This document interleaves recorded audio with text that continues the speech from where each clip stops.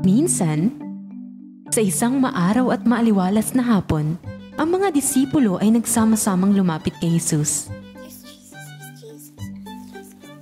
Meron silang malaking tanong sa kanilang isipan. O Panginoong Jesus, sino ang... Oo nga, sino ang pinakamahalaga sa kaharian ng Diyos?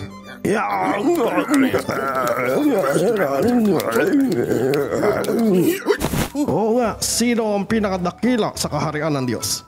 Alam nyo, madalas nating inaalala kung sino ang dapat na tratuhin ng pinakamaganda sa bahay, sa eskwelahan o sa palaruan. Hindi maiwasang isipin ng mga disipulo na baka isa sa kanila ang banggitin ni Jesus bilang pinakadakila sa kaharian ng Diyos. At si Jesus, kagaya ng lagi niyang ginagawa, ay sinabi sa kanilang katotohanan. Halika at tumayo ka sa aking tabi. Sinabi ni Jesus, sino mang magpakumbaba na tulad ng batang ito ay siyang pinakadakila sa kalangitan. Meron pa siyang dinagdag na mas ikinagulat nila. Sino mang tumanggap sa isang batang ganito sa aking ngalan ay tumatanggap rin sa akin.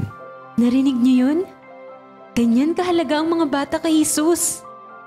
Alam nating lahat na ang mga bata ay madalas na binabaliwala o kaya ay madalas di napapansin dahil sa pagiging maliit at mahina. Ngunit mahal ni Jesus ang mga bata. Sinabi rin niya na katakot-takot na gawin ang manakit ng isang maliit na paslit.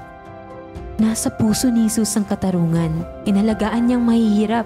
Nagpakita siya ng habag sa may sakit. Nagbigay siya ng kapayapaan sa mga nasasaktan ng kalooban. Nararamdaman mo ba kung gaano ka kamahal at inaalala ng Diyos?